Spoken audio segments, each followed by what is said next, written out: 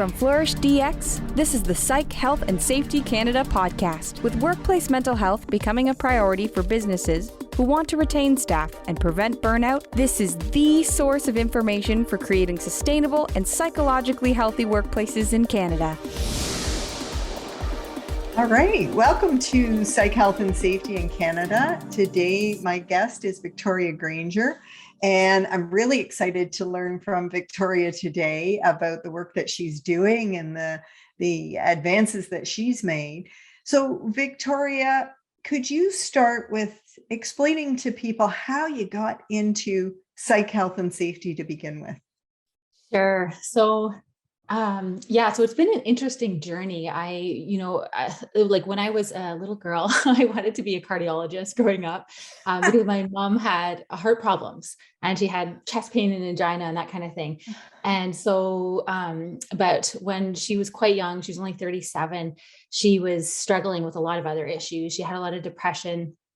She had issues with abusing painkillers. She had MS. Was dealing with obesity and type 2 diabetes and a whole bunch of things. And it all became too much. And she stopped taking her insulin one day. And within a week, she passed away. And it was devastating for me and it was devastating for everyone around me. But that was really a pivotal moment for me.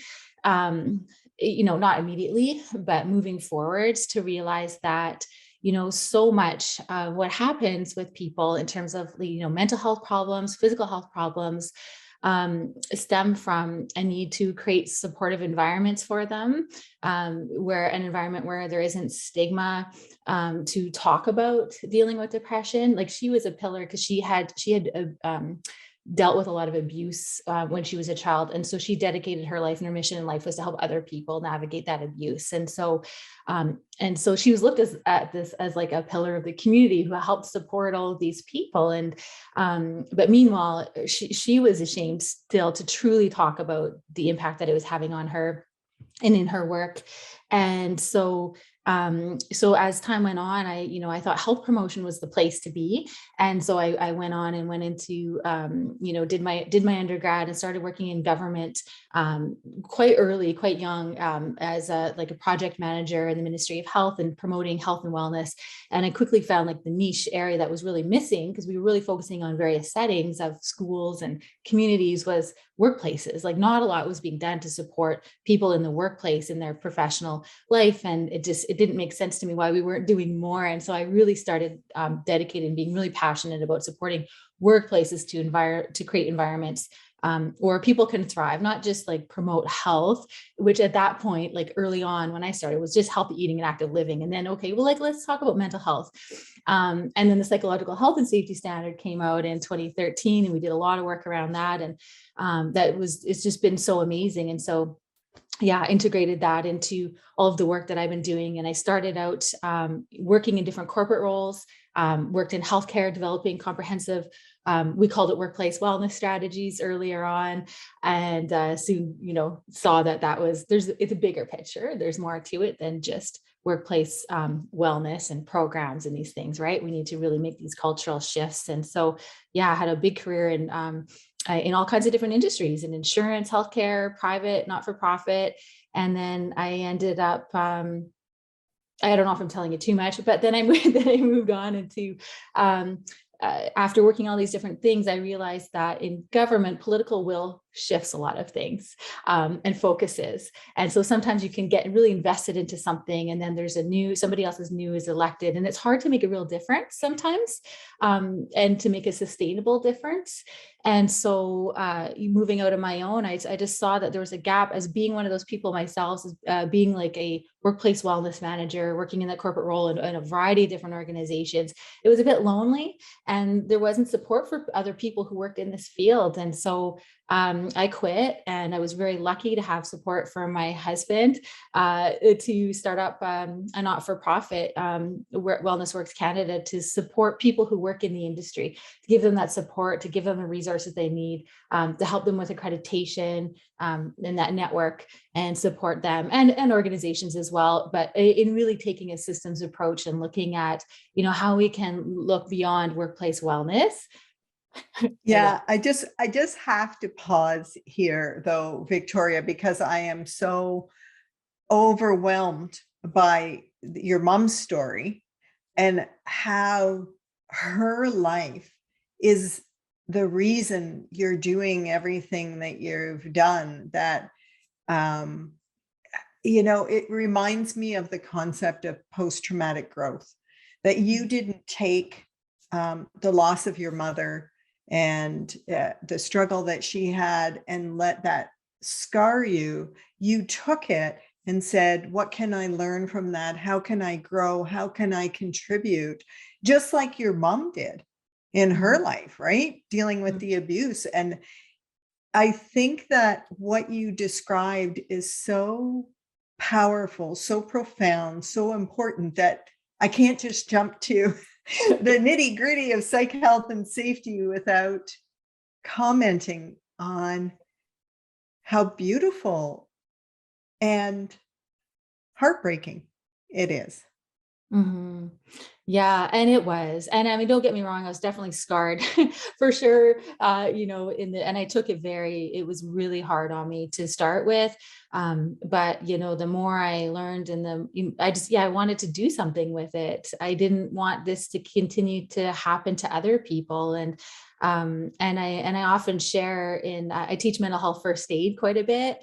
And it's a great forum to talk about lived experience and things like that. And so I've definitely dealt with a lot of personal issues too, and dealing with anxiety and all kinds of things that happened after my mom had passed. And it was quite a tumultuous, if that's the right word, I'm not pronouncing it right, time after that. Went through significant phases where I really was down and out, and suffering and dealing with a lot of different issues, and it was really hard. But I think I think when you've been kind of in these rough places, it helps to, I think, be able to speak from experience and help to support other people and bring and make it real, I guess, to other people in terms of the importance versus just how do we create these strategic approaches and everything like that, and how do we calculate the ROI and BOI, but let's make it real.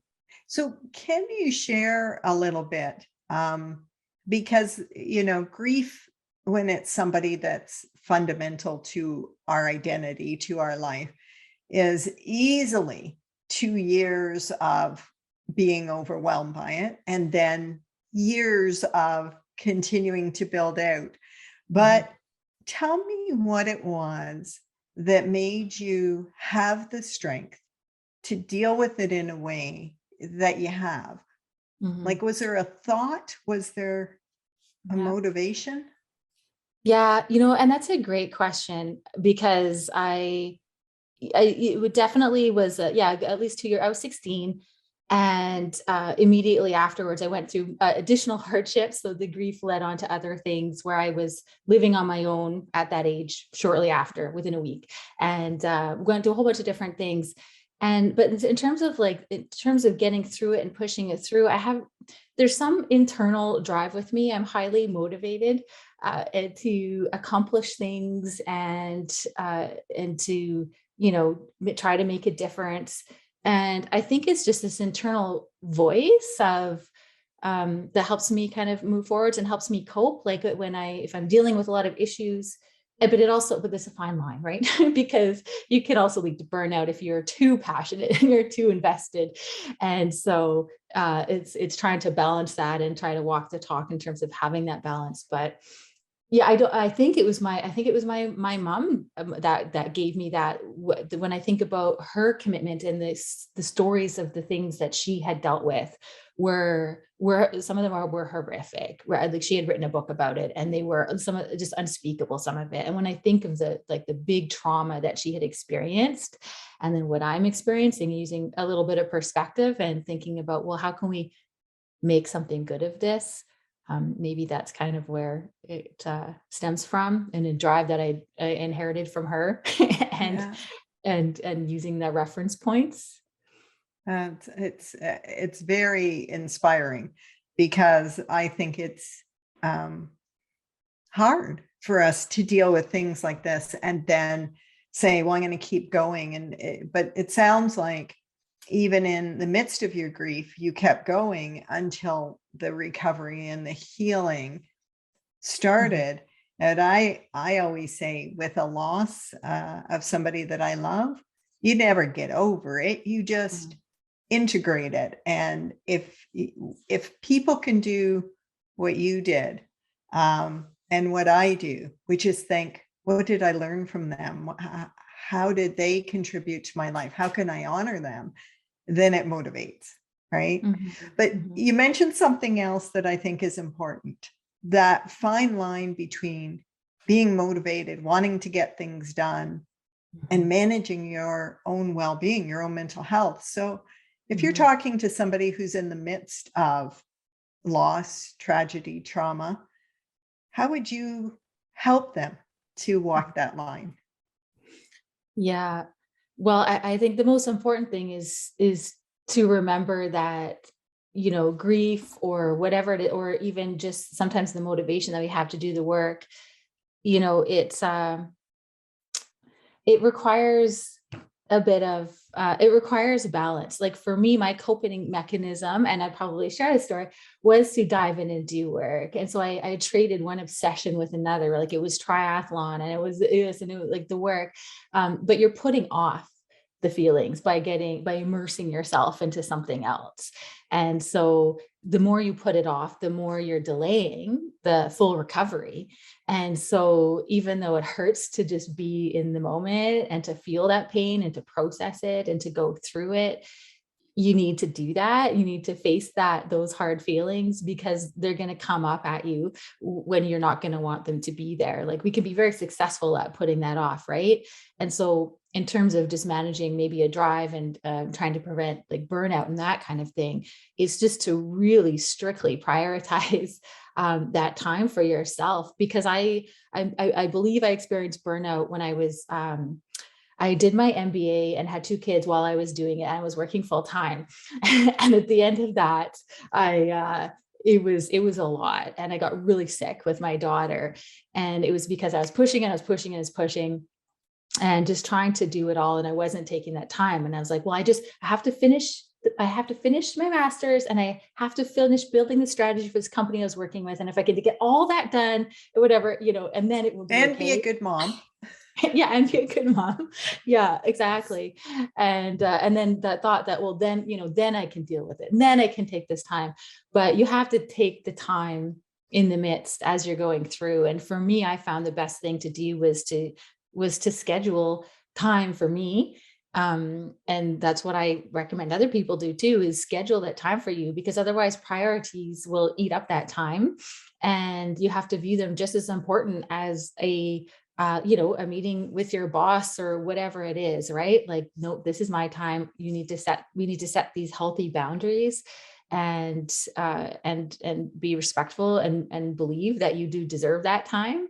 Yeah. I know when I burned out, I really believed that there was no time. I couldn't do it. I didn't take my breaks. I didn't take my lunch. But with all the research that I've looked at since then, had I taken the breaks and taken my lunch, not only would I have likely not burned out, but my work probably would have been better.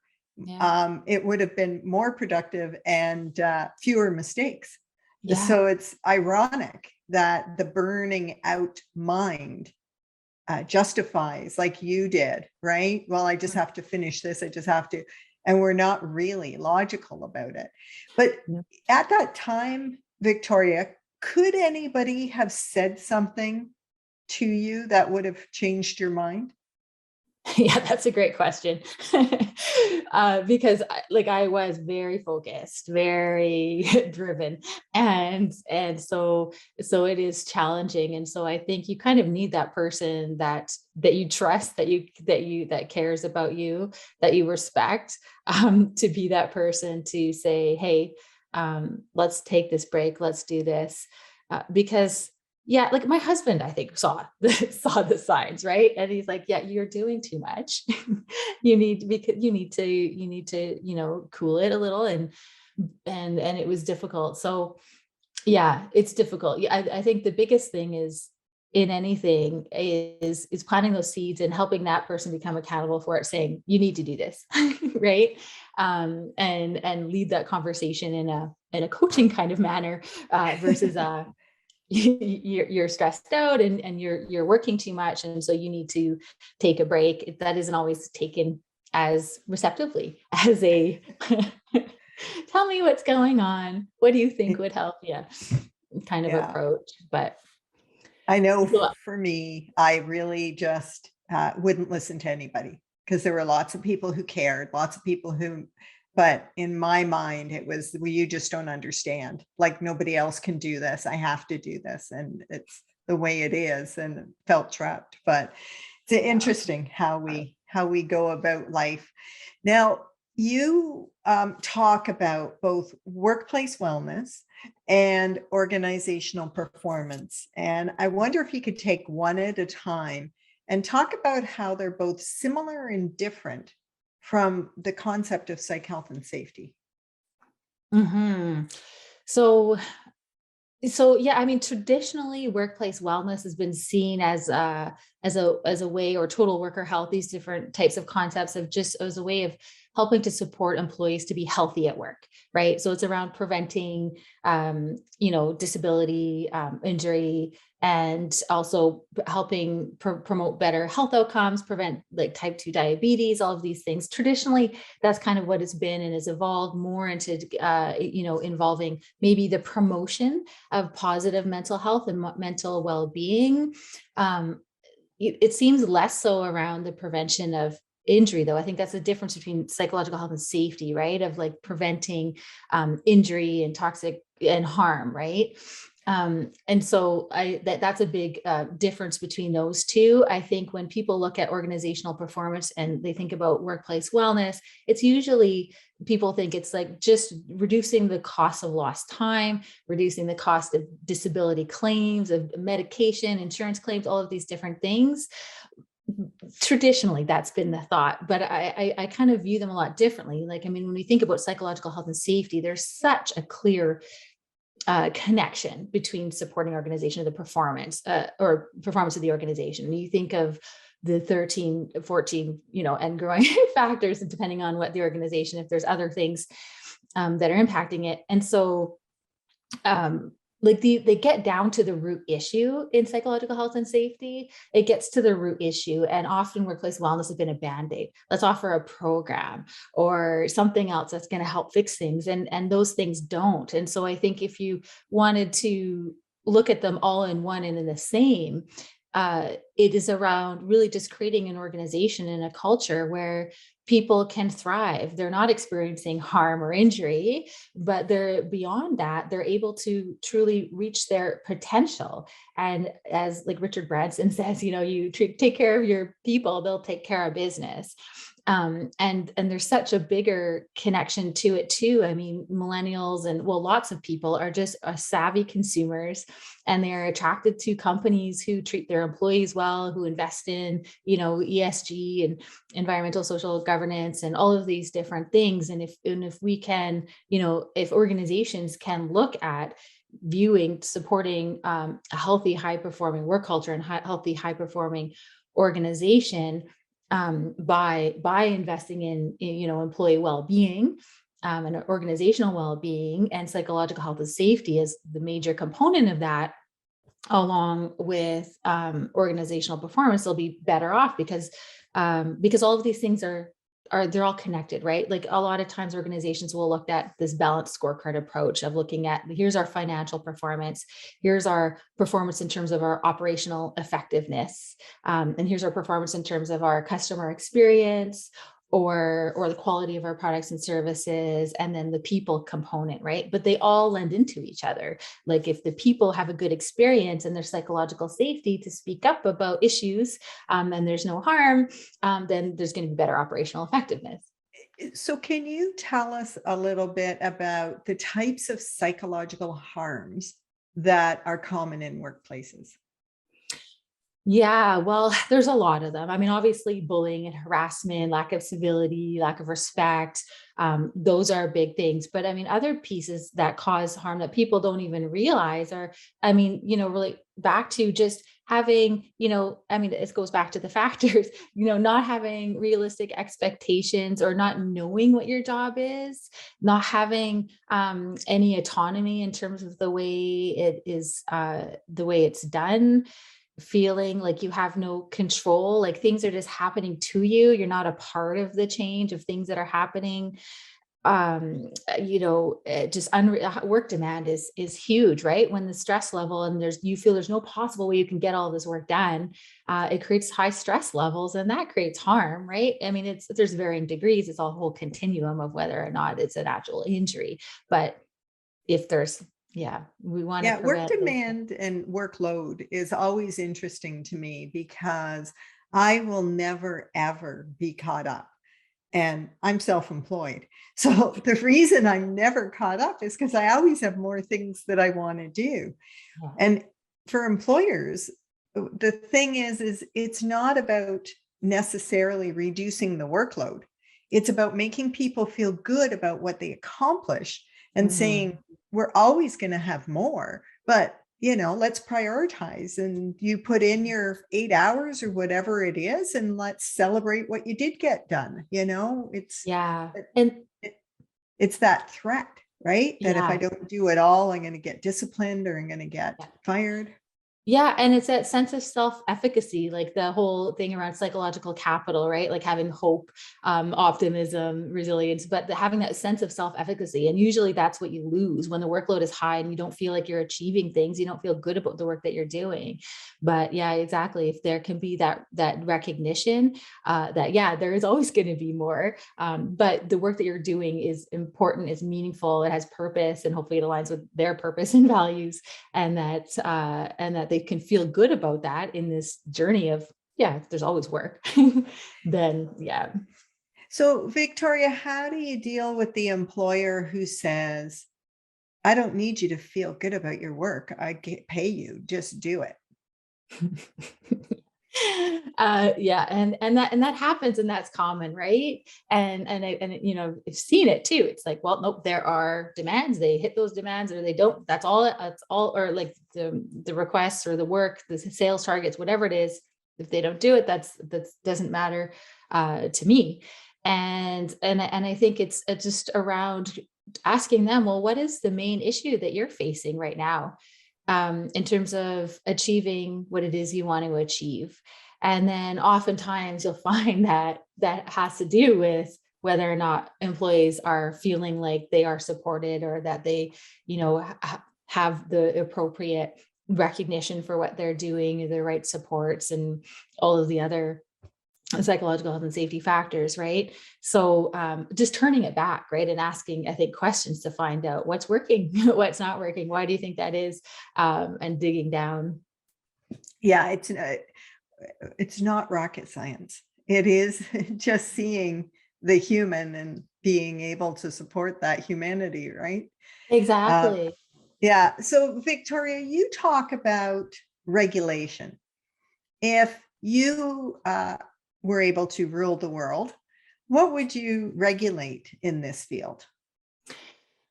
Yeah, so that's a great question. And I think, like the great resignation that we've been seeing, has led a lot of people to rethink what's really important to them. And we've seen so many people who are really passionate, especially within Wellness Source Canada, come to us and say, I want to get into this space of supporting workplace health and wellness. And, and they may or may not have any experience in it, right? But this is the place that they want to go. And there's tons of consultants everywhere getting into the space of mental health consulting and things like that. And it's great. They're pursuing their passion and things like that. But I remember, like, when I started in my career as well, I started out with a phys ed degree and then started going into health promotion, and I got an MBA and did different things. But like, so many people work in the industry, and they have such a diverse range of backgrounds. They started in kinesiology or health promotion, or they worked in human resources, or administrative roles or whatever it is, or OHS. And it's a very there's diverse ranges of backgrounds. And to come at this very new and evolving, really, industry of supporting psychological health and safety and overall organizational well-being is challenging. And so I see a lot of different organizations taking very different approaches to different things. The psychological health and safety standard is great at creating this set of guidelines to do that. I'm passionate about taking even bigger kind of lens with that. But I think folks who are going into this need guidance and support. And I think that industries who are hiring these folks also need to be able to know how to recruit and know who can play a role in really making a difference in their organization. And so I think that having regulation around that, having accreditation, having certain types of certain levels of competencies that and having those somewhat regulated can be really helpful to support the industry to thrive and for it to be taken seriously as well within organizations. Because if somebody hires somebody as a workplace wellness person in OHS or a psychological health and safety advisor or whatever it is in these different roles, they need to have the merit to be listened to make a real difference, to be the facilitator of change, to help empower everybody to take ownership over it, right? To talk to high level leadership. So I think having regulation would help to support them, to give them, the merit that they deserve in that role, but also have all the competencies that they need, knowing it would still be evolving because this industry is evolving. So I think it would be helpful to have that to support people. And so at Wellness Works Canada, we do have an accreditation program. So it aligns with the psychological health and safety standard and looks at organizational development and performance and HR and health promotion leading practices, and kind of combines those. And so it's kind of a start, but I think it just helps to give it merit and give people the competencies that they need. Yeah. So tell me more. So Wellness Works, you're saying, can help people to get that broader education, to get skilled up. What else do you do? Yeah, so we have that, and we create so we are a nonprofit association, and so we support people who work in the industry. So we provide a lot of networking opportunities. We have a national workplace health and performance charter going right now, which is an advocacy tool to help leaders come forwards to share their healthy workplace practices that were in response to pandemic challenges, or just healthy practices in general, to help inspire and share some of these practices with other organizations.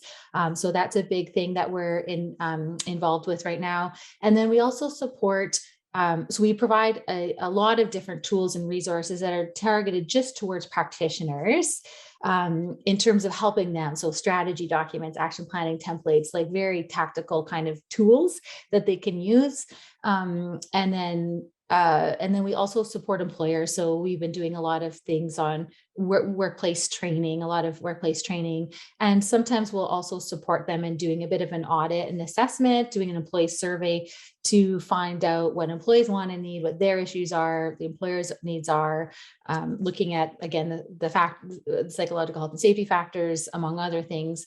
And giving some recommendations to empower them to move forwards. We don't do any programs or plans or things like that. We just empower them to kind of identify current state of the union, and then kind of to move forwards with that. So our main role is really supporting people who work in the industry of whether it's workplace wellness, organizational well-being, psychological health and safety, whatever you want to coin it. We like the term workplace health and performance because it's all encompassing.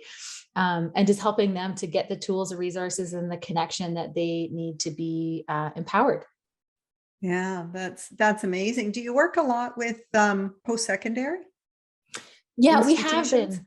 Yeah, we have been lately. So we do a lot in terms of with them and government to some of the workplace training and things like that, but also with some of the training. So we've been looking at, some of the micro learning opportunities through the post-secondary. And then we're also doing a little bit of advocating to make sure this is part of curriculums, right? That people are learning these skills as they move forwards. Oh, that's great. That's great. There's so much there that you're helping people who are starting out, but you're also helping the people who have been in it for years and it's evolving, but they don't have that support because they're no longer in school. They're no longer there to learn. So it can make a big difference. Do you find that there's a lot of demand for the evidence? And as you mentioned earlier, the ROI, I always find that a challenging conversation because we don't look at the ROI of health and safety. We look at it as risk management. And yet with psychological health and safety, they want to see the ROI. Yeah, it's interesting, right? And should we even be having that conversation, right? It's just something that, makes good business sense to support people. And it's a long-term thinking, it's an investment. And like you said, with risk management, you don't do that with OHS. So yeah, that is it's a topical theme that I hear about, again and again. And I just always encourage people to look at that balanced approach. It's like, if you support people, all of these other things are going to be supported. And you can measure that. Like we have scorecard templates because some people, they just need the numbers. So we have these templates that people can use that break down everything from the financial performance to the operational effectiveness, to customer experience, to employee engagement. And then they can contribute different factors there and then look year after year, the impact after developing, a systems approach to supporting the organization. And then, but yeah, it's interesting because if traditional workplace wellness, there is no ROI really short term. In the long term, maybe, but it's the wrong conversation really to be having. We want our people and the organization to thrive. And the way that we're going to do that is to support our people. We're going to invest in our people and use a people first lens approach on everything that we're doing to help them. Yeah. If you have, and I'm sure you do, clients who say, no, we have to have the numbers, what do you find is the most closely correlated statistic to the changes that you make in workplace wellness and performance? Yeah, that's a great question. So it depends a little bit on the industry, but often I think for sure there is a bit of the financial piece, and we've seen it, right? Like I've worked in large like healthcare organizations, for example, and we implemented a whole bunch of different mental health types of initiatives and took a pretty good systems approach, and we did see long-term disability claims decrease by 12% in the first year. So that was great, of the mental health claims, and so so that was an impact. But otherwise, I think honestly, it's for especially customer facing companies, you see it in the customer experience and the reputation and organizational reputation. So if people are doing kind of those market surveys and the customer experience, collecting all of that, you do see the impact when people are first supported. But it's one has to happen before the other kind of happens, right? So it's a long-term game, but yeah, it is. That's fabulous. In terms of what you refer to as accountability, can you speak a little bit about that in this field? Yeah. Well, hey, I think it goes back to the saying of what gets measured gets done. And oftentimes, organizations have very great, well-intentioned plans in place, and where things break off is at mid-level management, and maybe there isn't that full kind of level of accountability that's there. And so I'm a big advocate of including it in performance development and holding employers, holding immediate supervisors accountable for the employee experience. And so, and accountable for whether or not they feel that they are working in an environment that is psychologically healthy and safe.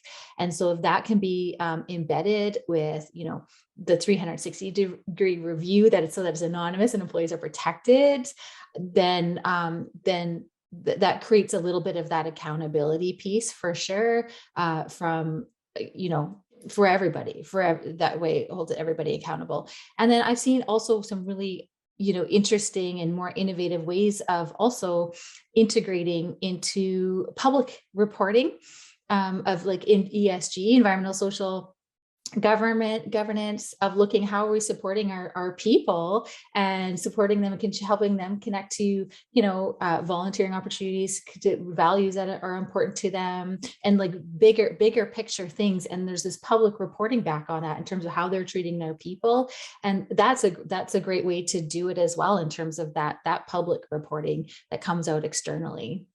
Mm-hmm. Yeah, so That's there's a variety of great. ways. Yeah. So your work is with practitioners who, for the most part, are going to be with larger organizations. What would you suggest to the small business owner who can't hire a wellness person? They're HR, they're OC Health, they're the wellness person. What's Yeah. your suggestion to them? Yeah.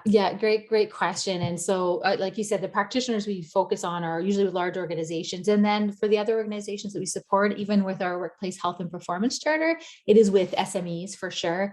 But for them, again, it's around simplifying and integrating daily practices that work into the work that's already happening, right? Like how are you, they're not going to create a strategic plan, probably, right? They're not going to have all these measures and people allocated in these committees, right? Especially if they're under 20, they're not even going to have a joint work site, like a health and safety committee.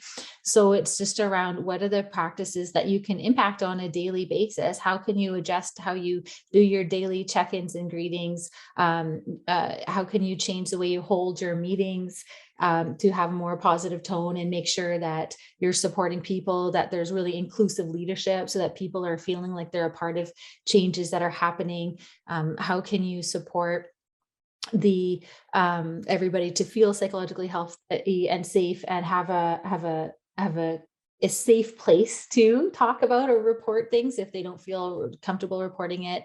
So it's just about, typically, like when we work with SMEs, we'll kind of find out what are their key issues, what do they already have in place, what can they celebrate and build on, and then what are some of the other opportunities, and then from there kind of comes out of that's where the more specific recommendations come in.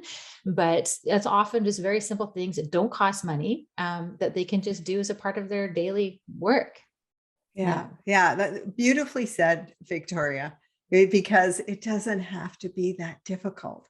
And the way you just described it is just a beautiful way to simplify what this whole thing is all about. Now, you brought up being inclusive, and we're doing a lot around inclusivity, diversity, equity, accessibility.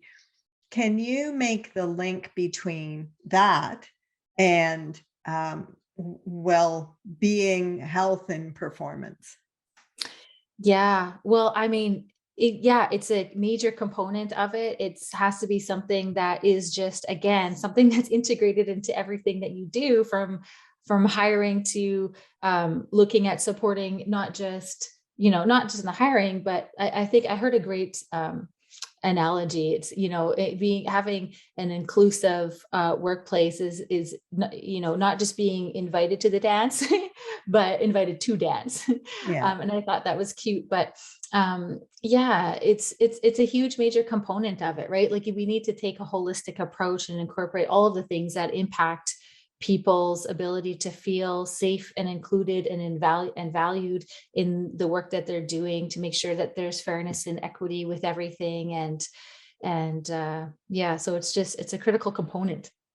It's an interesting conversation that we're having right now, because the standard on psych health and safety is actually going to be 10 years old next year, believe it Wow. or not.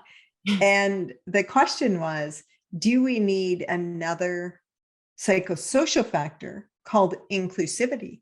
But I'm of the mind that you're of, that it's in everything. It's in civility and respect. It's in the way we support work-life balance for people in vulnerable or marginalized populations. It's in the way they feel physically or psychologically safe. So it's everything is about that. There's not a separate, but we may end up finding a way to have a separate measure to say these items are suggesting that inclusion could be an issue, right? Yes. Yeah. And well, and that's the thing. Yeah. Sometimes it's, in the measurement, and that's the thing too. And I think a lot of people find sometimes, and I know just the standard itself a little bit complex because there's so many factors to look at, right? But and so, and when there's more, like, how do we kind of measure them all unless we have like, significant resources dedicated to doing this? And I mean, there should be, but if there aren't, how are there simplified ways that we can do it? And so integrating it into that and maybe having that measure could be a good way. Integrating it to what already exists. In terms of, because lots of people, as you say, are interested in workplace well-being, would love to get into that field. But what are some of the common missteps that wellness professionals, especially those that are new to the field, make?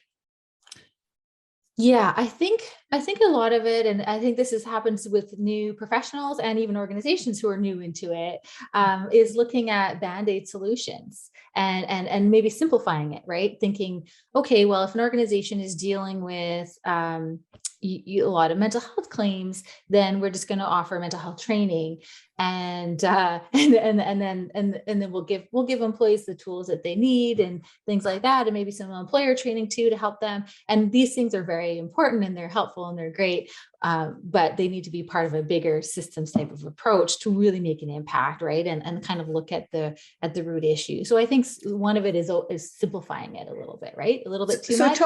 Talk about that, because that's one of my topics of interest. Is you said that the training, the lunch and learn, all of that stuff, that's fine, but it's a band-aid because of the root issue. What are the root issues in most workplaces? Yeah. Well, right now, big ones are because there's this return to work, return to office happening, or removal of vaccine mandates, or all of these different things. And the root issue often with some of these is lack of kind of this inclusive leadership, or lack of involving employees in decisions before they're made, and lack of transparency of what is being planned and what's going to happen, or how input was even used if people input was gathered. And so right now, the common band-aid, and we're seeing a lot of this, is let's give people the resilient skills to deal with what's happening. And so sometimes the root issue is a lack of including people in decisions that are impacting them, and making sure that they're not just including them or giving the opportunity for input, but showing them that their input actually values, it actually matters, and then telling them how their input was used, and just the communication piece. So that's something that's current, right? That's happening a lot right now. And a lot of the other ones the root issues have to be around, a lot of the factors, psychological health and safety factors, of not having maybe enough clear leadership, like clear expectations of what your role is, especially through change, or giving enough of that autonomy to deal with it. There's so many, there's lots of root issues, but those are kind of the most topical ones that I can right now that I've been seeing anyways.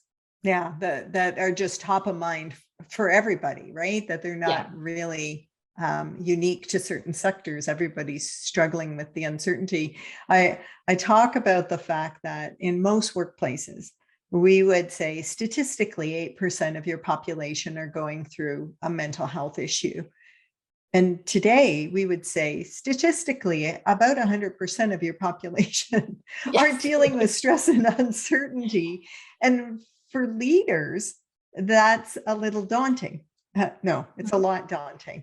What's your advice for the leader who themselves are struggling with their own stress, uncertainty, and well-being in terms of the expectations of them at that moment? Yeah. Well, I mean, I think to be honest and open and transparent, be vulnerable, right? As Brene Brown says, you can't be courageous unless you're vulnerable in the moment. And I think that can help to model that with other people. I think leaders are facing these high levels of expectations to try to support people, but they have to be that pillar. So you have to walk the talk and be open and valid and honest, so that other people feel safe to be open and honest about what they're feeling and what they're dealing with. Because if they don't have that medium to speak up or to be honest about that, then they're going to be part of that statistic of that great resignation, or they're going to suffer from further mental health problems. And the earlier you can support folks, the better, right? The earlier you intervene. And so just being vulnerable, being open and honest and transparent about that, to create that safe environment where other people can speak up, and then also modeling your own healthy boundaries. And I encourage people to even recognize when people are experiencing or practicing that, or investing in their own self-care or exercising healthy boundaries, to recognize them for that, not just the work accomplishments, but realizing that this is actually going to help you in the longer run. And so giving that recognition as well. That's great. And in the years that you've been in the wellness business, what have you seen as the greatest changes, evolutions? Well, early on, I guess the bringing in psychological health and safety, realizing and starting to get rid of this whole idea of the ROI. I think that's been a big shift too, because it was only a few years ago, there was all this research that was coming out of the States and saying there's no ROI in wellness programs, right? And because we're not looking at it through the right lens. It's not about the dollar savings. It's really about supporting the organization to be effective, supporting the people who are driving the organization to be effective in their work. And you can't put a dollar on that. Like it's a big, it's more than that. So that's been a shift. And then I think the other shift is that more and more people are starting to realize that does take a systems approach, and we can't just do one thing in isolation. And so lots of great trends in terms of moving it forwards. And I think a lot of people too are starting to realize, and obviously the people that we work with and the people that are doing the certification and everything are taking that whole holistic lens of supporting employee well-being and psychological health and safety. So everything from like reducing sedentary behavior and physical activity to healthy and eating environments, with psychological health and safety as kind of the foundation of that. And but really tying that in as using this as a leverage and a catalyst to support the organization to perform, especially through change and disruption that we've been seeing through the pandemic. Like that's a silver lining.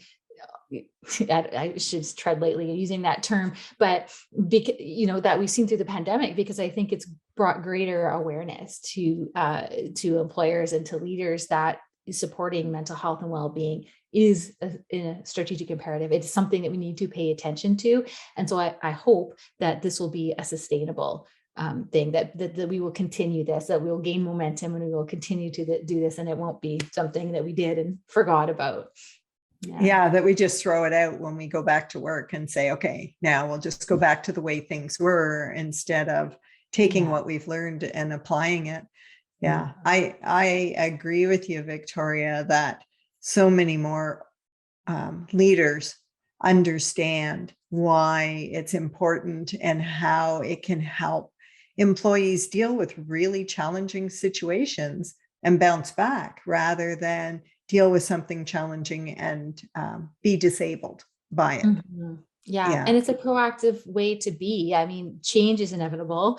And if you want to be able to learn to thrive through change, I think one of the biggest determining factors of that is if there is psychological safety, and if people are feeling included with the changes that they're having, so that they're supported to have, I like to say that the new EQ is an AQ, or having this agility quotient to be agile in the work that we're doing. So it just makes sense. There's going to be more changes. They're always coming. And if you want to be able to learn to support your team, your organization, yourself individually to thrive through that, then we need to develop those skills and create those supportive environments.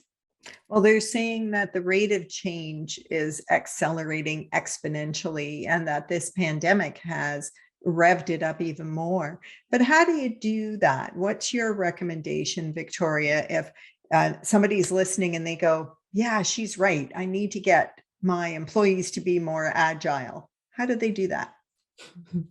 Yeah, so it's a great question. So, I mean, first and foremost, I think it's around viewing changes as learning opportunities, fostering kind of that growth mindset, and as leaders to model this as, these changes that we're experiencing, they're an opportunity for us to do things in a new and in a better way that can support not only the organization and help us achieve our objectives, but it can support ourselves in the terms of the way that we do our work. And so really it's reframing the way we talk about it and viewing things as an opportunity to do things better, to be better, right? And we're like in this year of, create the great reset. We're going to do things better, right? I think, so.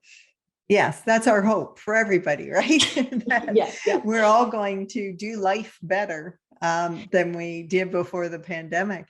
Yeah. So I know our time's almost up. I've really enjoyed talking to you, but I want to ask you to, and you've actually done it several times in our conversation, but because I'm collecting these answers, I'm going to ask you to describe psychological health and safety to someone who has no idea what it is, and not because you probably know the proper definition, not that, but to help somebody who has no knowledge to understand it in simple terms. Right. So, I mean, I think psychological health and safety is really just about creating a work environment where people can thrive. They don't have risk or fear of any type of harm. They're able to speak up, to take risks, to be themselves, to innovate, to make mistakes, but grow from them, and just to be able to thrive in the work that they're doing. That's great. So Victoria, thank you so much for chatting with me today and for all the ideas that you shared. If somebody wanted to join your organization, how would they get in touch with you? Sure. So they can check out the website at wellnessworkscanada.ca. There's all kinds of information there, or always send an email to victoria@wellnessworkscanada.ca as well. Okay. And is there criteria for somebody who joins? Do they have to fit a certain criteria? Yeah, that's a great question. So anybody can join as a member. They do have to sign an ethical code of conduct for the work that they do.